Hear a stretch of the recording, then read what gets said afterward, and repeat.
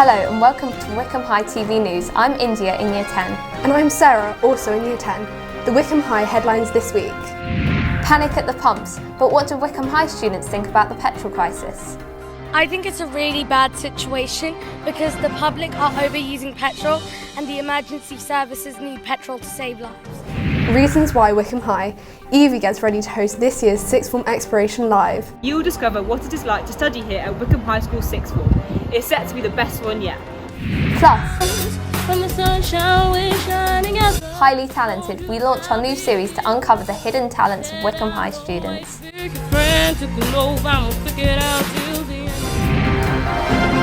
All that to come, but first, the fuel crisis, which has seen long queues and pump closure, up to 150 military tankers put on standby after days of panic buying and petrol prices hitting an 8-year high. But what do Wycombe High students think about the situation? We've been finding out. Hi, my name's Danya. And hi, my name's Prasidi, and today we'll be discussing about the panic at the petrol stations. And now we're going to be asking some Year 7s about what they think. What do you think about the panic at the petrol stations? I think it's a really bad situation because the public are overusing petrol and the emergency services need petrol to save lives. I think they really need to sort it out because it's been going on for quite a long time and it's been ages waiting in the queue. I think something really has to be done because there are people that need to get to their jobs which could be like 20 miles away and they're not going to have enough petrol. Something needs to be done. I think this is really bad because the people who need it can't afford it as the prices are skyrocketing. I think something needs to be done because it's causing loads of queues. And that's all from the Year 7's opinions. I really think something needs to be done and the situation is getting out of hand. That's all. Bye! Another headline we've all been talking about this week is the language used by Labour's Deputy Leader Angela Rayner, who, among other things, reportedly called the Prime Minister a piece of scum and has so far refused to apologise. But is such language ever justifiable in the cut and thrust of political debate? Our chief reporter, Cordelia, in Year 13, has this report. Do you stand by your remarks? Are the Tories scum?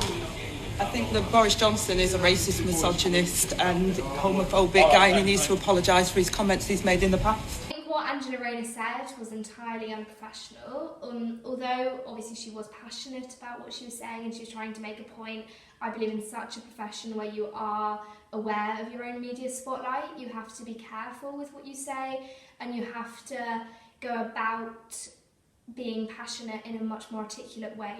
I think we should look upon this with disdain. I think the general public should be pressurising people to take responsibility for their actions. If these people want to rule over us, if they want to have influence over our lives, they should be acting in a respectful way. So I'm Mr. Pike, I'm a politics teacher here at Wycombe High School. We regularly have political debates and discussions, and when people get passionate, of course, they can use words and language that afterwards they might reflect on and think was somewhat unwise. Who hasn't done that? We've all done that, let's be honest. Fundamentally, though, if you do use an unpleasant word or you use a word to describe somebody in a way that actually you probably wouldn't do in polite company, I think it's really important in that circumstance to apologise. I do think that her broader point that Boris Johnson, the Prime Minister, has made comments in the past that are unpleasant is accurate. And what she said doesn't take away from that, but I do think that it's wrong in politics to insult someone in a debate and then try and stand by it.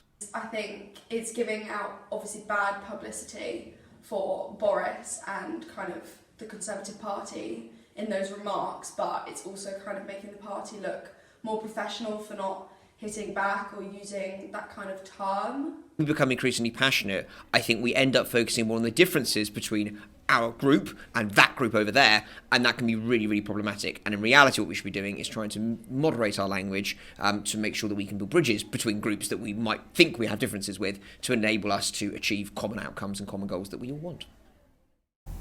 This November, students will be focusing their attention on Remembrance Day, when we take time to look back and remember those in the armed forces who have died in the line of duty.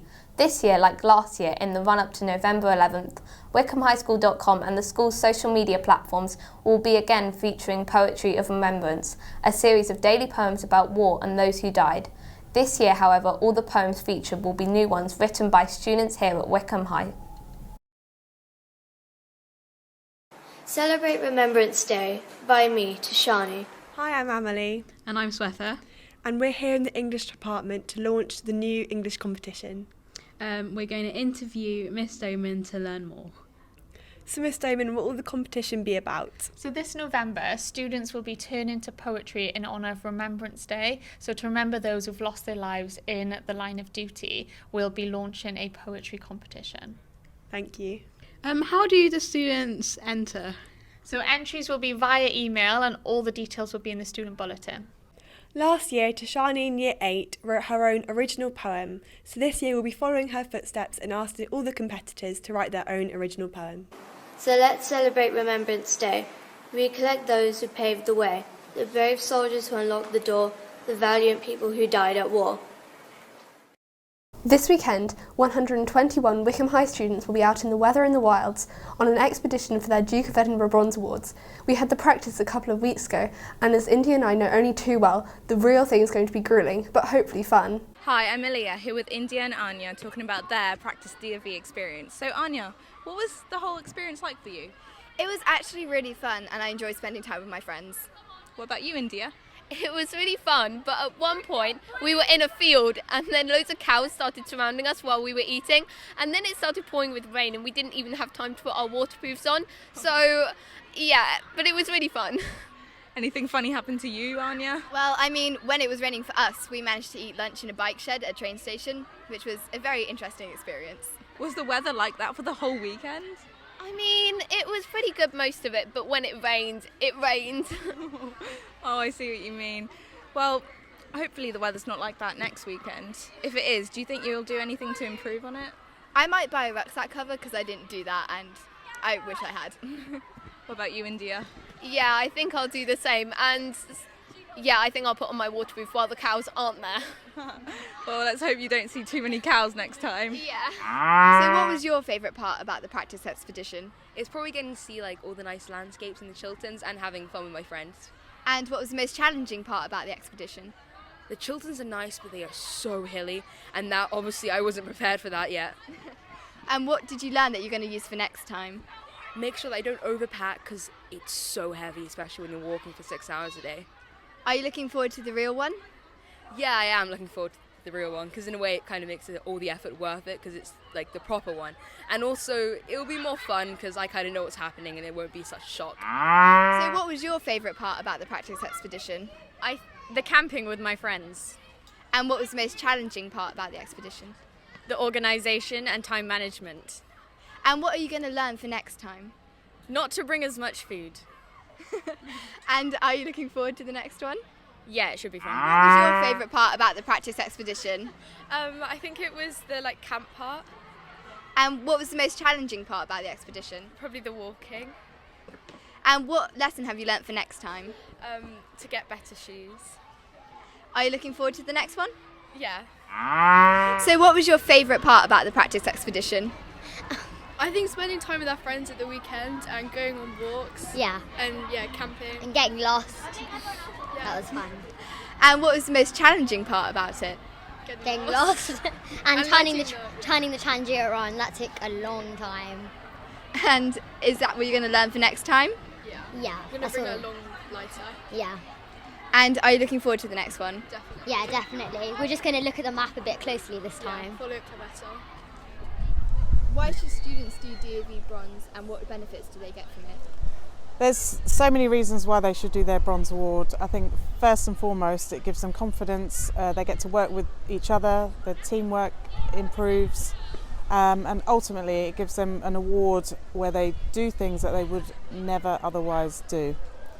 And the benefits are absolutely huge, and I think confidence is one of the ones that I see more often than not. What do you enjoy most about seeing students progressing through DofE? Oh, it's amazing.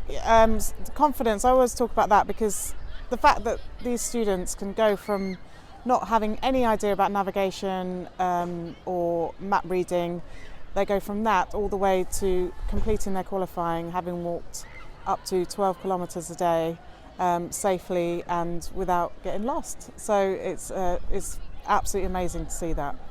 And following the practice one, how do you think the real one's going to go this weekend? Well, it depends on the weather. We were very lucky with the weather during the training expedition, but actually everyone smashed it. I've got every confidence that all of the students will pass their qualifying, and I'm very excited to see them all back at home and safely having done their qualifying. So good luck to everybody. It's going to be great. Now, the new school year may have only just begun, but already preparations are underway for next year. In just the past 2 weeks, nearly 400 current Year 6 primary school pupils and their parents have been on face-to-face tours around the school. Meanwhile, this year's Sixth Form Exploration Live event for current Year 11s promises to be the best ever, aimed at existing Wycombe High School pupils as well as students thinking of transferring here from other schools. The online TV event will be hosted by our head girl Evie, along with her colleagues on the student leadership team. Welcome to this year's Sixth Form Exploration Evening Live, where you will discover what it is like to study here at Wycombe High School Sixth Form. It's set to be the best one yet. From politics to art, you'll be able to explore the wide variety of subjects Wycombe High School has to offer, and other reasons why you should choose Wycombe High. And if you want to sign up for the Sixth Form Exploration Live webinar, the registration link can be found via Teams as well as wycombehighschool.com. Another school event this week was the quiz night for our New Year 7s and their parents, organised by the Parents and Friends Association, or PAFA. The evening was a resounding success and raised hundreds of pounds for the school. By the way, if you want to join PAFA's 200 Club monthly draw, please email pafa@whs.bucks.sch.uk. The email's on your screen now. Don't forget, you can catch up with all things Wycombe High 7 days a week via our unique and award-nominated website, wycombehighschool.com.